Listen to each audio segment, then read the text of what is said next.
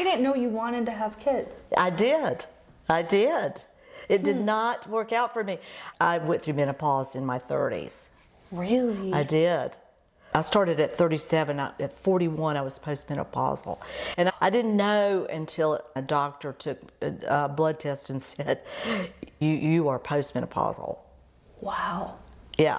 I wasn't married. Oh my gosh. So I didn't want to adopt on my own. I really wanted a family unit. By the time I married at 45, we decided not to adopt. And I came to terms with it. I did come to terms with that, but that was hard.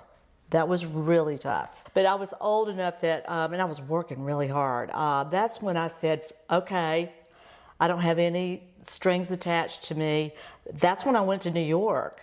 I had 5 job offers. I went Wow. to New York, and I chose the one where I raised money for children for UNICEF. I was a senior major gifts officer, and I raised large amounts of money in the United States for children in the worst parts of the world, because we were trying to keep children from dying before the age of 5.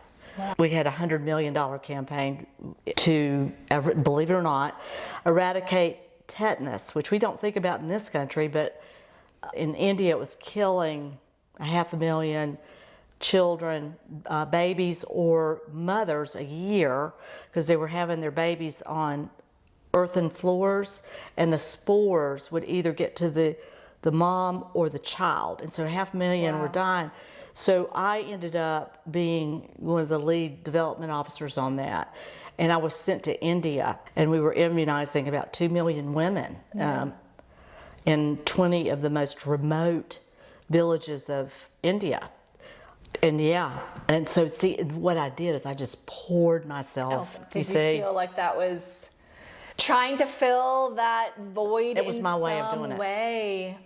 It was my way of doing it. Yeah. I honestly had to put the energy somewhere.